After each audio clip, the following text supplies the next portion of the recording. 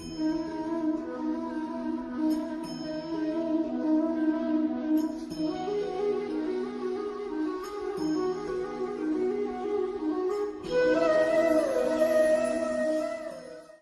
साथियों, मैं आचार्य रमेश दसवान आपका स्वागत करता हूं मेरे इस वीडियो चैनल जिसका नाम है ज्योतिष उद्दिष्ट। साथियों, अपार स्नेह के साथ में मैं आपके साथ फिर जुड़ा हुआ हूं। मुझे कई बहनों ने, कई मित्रों ने, कई माताओं ने कई प्रकार से मुझे जो है वार्तालाप के द्वारा और व्हाट्सएप में अपने समस्याओं के समाधान के लिए कहा और मैंने उन्हें जितना मुझे ज्ञान है उस ज्ञान की चर्चा के साथ में उनको जो है बताया और भगवान की कृपा से काफी सफलता प्राप्त हुई। कई मित्र आजकल क्योंकि विवाह के लिए बड़ी परेशानी हो रही है, बालक बालिकाएं विवाह के योग्य हो गई लेकिन योग्य वर नहीं मिल पा रहे, जिसके कारण बस कई परेशानियां उत्पन्न हो जाती है समाज में भी। उन बच्चों के लिए भी बड़ी दुविधा होती है। लेकिन ध्यान दीजिएगा, सर्वगुण संपन्न इस संसार में कोई भी नहीं। कुछ कमियों के साथ में हमें एक दूसरे को मेल मिलाप के साथ में जोड़ लेना चाहिए। आज भी गृहस्थ जीवन एक दूसरे की समझ के साथ में चलता हो तो आनंददायक है।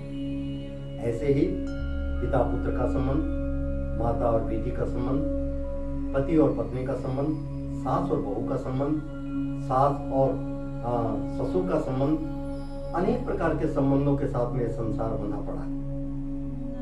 लेकिन हमारे हिंदुस्तान के अंतर्गत, जिसे हम भारत माता कहते हैं, भारत भूमि के अंतर्गत धर्मपरायण होकर के मनुष्य अनेक प्रकार की सफलताओं को प्राप्त करता है। सुखम दुखम क्षमाचरे, सुख दुख लेकर के जब आप जीवन के साथ में जुड़ते हो तो कई बार कटुताएं भी आपके मन में आती हैं, लेकिन समय के साथ साथ में उन कटुताओं के अंदर भी आपको प्रेम आता है। इस प्रकार से एक माता अपने पुत्र को जन्म देती है तो उसके शरीर की कई प्रकार की हड्डियां टूटती हैं, छिन्न भिन्न होती हैं, लेकिन फिर भी उस दर्द को सह करके उस बालक को जन्म देती है। और उसी बालक की जब किलकारी उसे सुनाई देती है तो उसके चेहरे का वर्ण, उसके आनंद की कोई सीमा नहीं है। यही जीवन का एक सरस है।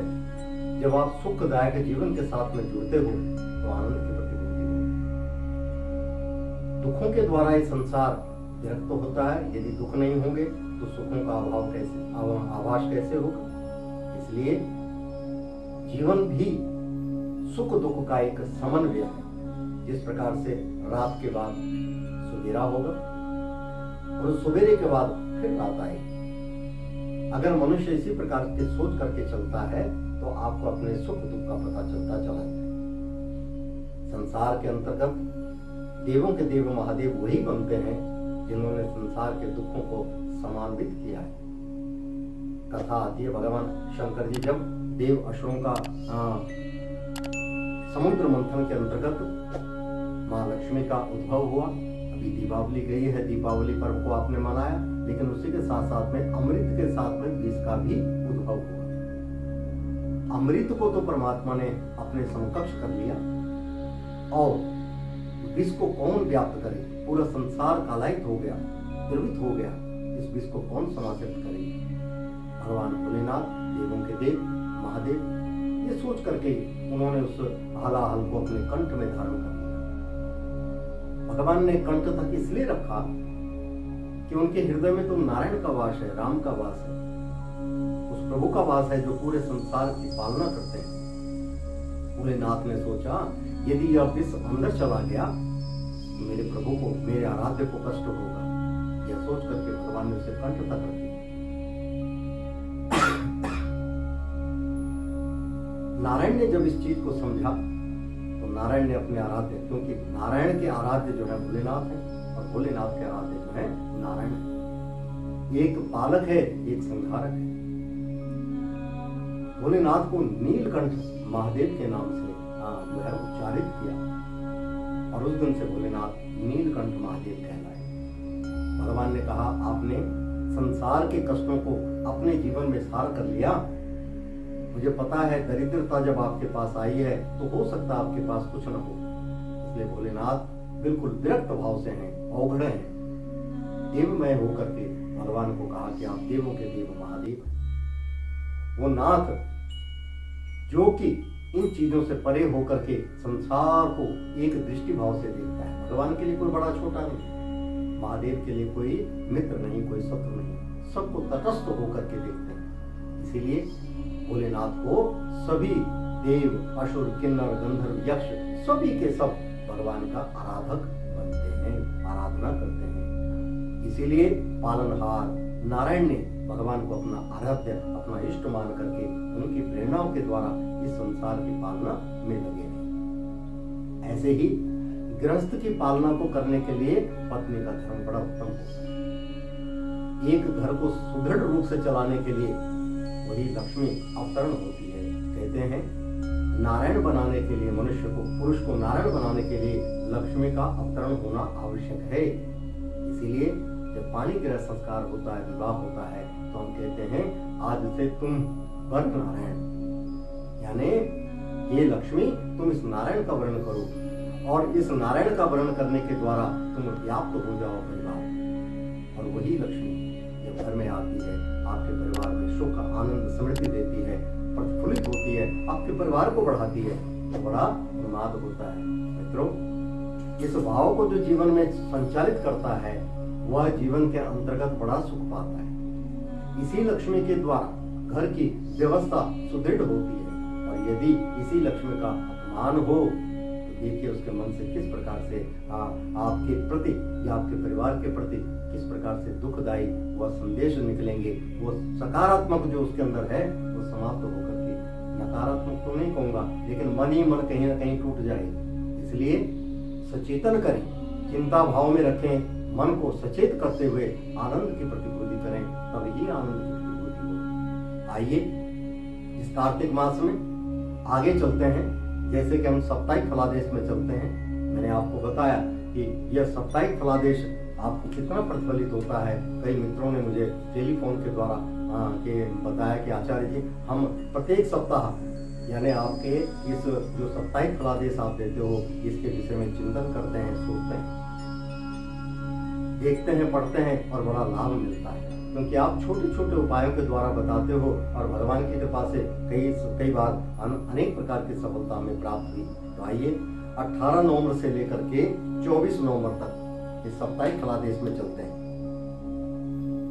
ये साप्ताहिक फलादेश बड़ा उन्नति कारक है। इस सप्ताह के अंतर्गत सभी राशियों के लिए लाभ की वृद्धि होनी शुरू हो गई है। लक्ष्मी पूजन के बाद आपके घर में खूब धन धान्य की वृद्धि होगी, यशमान की वृद्धि होगी, परिवार में सुख आनंद मिलेगा और चारों तरफ लाभ ही लाभ की दृष्टि बनी रहेगी। मेष राशि वालों के लिए यह सप्ताह बहुत अच्छा है। नौकरी में है तो आपको तरक्की के चांस बनते चले जाएंगे। आपके जो सीनियर हैं वो आपको जो है उन्नति के पथ की ओर अग्रसर करेंगे। धन धान्य की वृद्धि होगी, यशमान में वृद्धि होगी, परिवार में सुख आनंद मिलेगा। वृष राशि वालों के लिए समय बहुत अच्छा है, परिवार में सुख आनंद मिलेगा और रुका हुआ धन आपका प्राप्त होगा, यात्रा के योग बनते हैं। मिथुन राशि वालों के लिए समय बहुत अच्छा है। यदि विवाह के योग्य बालक बालिकाएं हैं और आपका अभी कार्य नहीं बन रहा है तो मित्रों 15 दिसंबर से पहले आपकी कहीं न कहीं बातचीत हो जाएगी। परिवार में सुख, समृद्धि, यशमान वृद्धि होगी, धन धान्य की वृद्धि होगी। कर्क राशि वालों के लिए समय अच्छा है, ऐश्वर्य की वृद्धि होगी, परिवार में सुख मिलेगा, धन ऐश्वर्य का प्राप्ति होगी। सिंह राशि वालों के लिए समय अच्छा है, धन ऐश्वर्य की वृद्धि होगी, परिवार में सुख आनंद मिलेगा और रुके हुए कार्यों में सफलता प्राप्त होती चली जाएगी। कन्या राशि वालों के लिए समय बहुत लाभकारी है, मित्रों से सहयोग मिलेगा और जीवन के अंदर थोड़ा बहुत उतार चढ़ाव आएगा, यात्रा के योग बनते हैं, संबंधता बनी रहेगी। तुला राशि वालों के लिए समय बहुत अच्छा है। इस समय इनके फलादेश के हिसाब से यशमान में वृद्धि होगी, परिवार में सुख आनंद मिलेगा, मित्रों से पूर्ण सहयोग मिलेगा। वृश्चिक राशि वालों के लिए समय अच्छा चल रहा है, कोई ज्यादा चिंता करने की जरूरत नहीं है, कारोबार में तरक्की रहेगी, धन ऐश्वर्य की वृद्धि होगी, परिवार में सुख आनंद मिलेगा, मित्रों से पूर्ण सहयोग मिलेगा। वृश्चिक के बाद चलते हैं धनु राशि। धन राशि वालों के लिए समय अच्छा है। धन ऐश्वर्य की वृद्धि होगी, परिवार में सुख आनंद मिलेगा, मित्रों से पूर्ण सहयोग रहेगा। मकर राशि वालों के लिए समय ज्यादा अच्छा नहीं कहा गया है, थोड़ा सा शरीर के प्रति सचेत रहें, बाकी तो ठीक चल रहा है। परिवार में सुख आनंद समृद्धि रहेगी।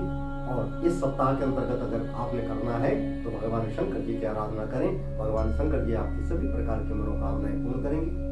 ओम त्र्यंबकम यजामहे सुगंधिम पुष्टिवर्धनम उर्वारुकमिव बन्धनात् मृत्योर्मुक्षीयमामृता। ओम नमः शिवाय, ओम नमः शिवाय, ओम नमः शिवाय, इन मंत्रों का उच्चारण करें। भगवान शंकर आपकी मनोकामनाएं पूर्ण करेंगे। कुंभ राशि वालों के लिए समय अच्छा चल रहा है। धन ऐश्वर्य की वृद्धि होगी, परिवार में सुख आनंद मिलेगा, मित्रों से सहयोग मिलेगा, अनेक प्रकार की सफलता आपके चरण छूएगी। मीन राशि वालों के लिए यह समय थोड़ा सा भागदौड़ का है, बाकी तो परिवार में सुख आनंद रहेगा, सफलता प्राप्त होगी और मन प्रसन्न रहेगा, मित्रों से अच्छा सहयोग मिलेगा और इस समय तरक्की के योग बनते हैं। और यदि आप कार्य को सुचारू रूप से करते रहेंगे तो सफलताएं आपके चरण छूएंगी। इस प्रकार इस सप्ताह के अंतर्गत 12 राशियों का फलादेश मैंने आपको कहा। मित्रों, अब मैं उन उपायों के बारे में बताता हूँ जिन उपायों के करने से सप्ताह आपके लिए बड़ा लाभकारी रहेगा। इस सप्ताह के अंतर्गत यदि आप कुछ करना चाहते हो तो अनाथालयों में, वृद्ध आश्रमों में, गौशालाओं में, ऐसी जगहों में जाइए जहां पर मूक प्राणी रहते, जहां पर अपंग यानी जो शरीर से दीनहीन हो चुके हैं उनकी सेवा कीजिए। 12 की 12 राशि वालों के लिए सप्ताह बहुत अच्छा है यदि आप इस समय इन लोगों की सेवा करें। गौशाला में गौ चारा इत्यादि डालें, वृद्ध आश्रम में जाकर के उनकी सेवा करें और उनके लिए कुछ धन निकाल के दें। अनाथ आश्रम में अन्न धन का दान करें तो बड़ी सफलता प्राप्त होगी। मित्रों, छोटे छोटे दान के करने से अनेक प्रकार की सफलता प्राप्त होती है, लाभ मिलता है और सुखदायक रहता है।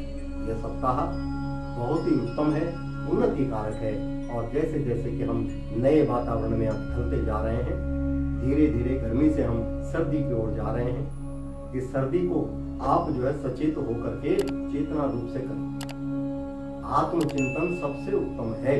यदि आपने आत्मचिंतन कर लिया तो समझ लीजिए आपके जीवन के अंदर नई जो भी समस्याएं आपके जीवन में आ रही हैं उनका समाधान आप बड़े ध्यान से कर सकते हो। किसी प्रकार की कोई दुविधा नहीं हो। अपने मन के दुख को यदि आप अपने गुरु से, अपने माता पिता से और जिनके भी साथ आपका समन्वय या जिनके साथ आप सहज समझते हो तो उनके साथ विचार विमर्श कीजिए, आपको बड़ी सफलता मिलेगी। इन्हीं विचारों के साथ मैं अपनी वाणी को विराम देता हूँ। नए विचारों के साथ, नए वक्तव्य के साथ आपके समक्ष आएंगे। तब तक के लिए नमस्कार।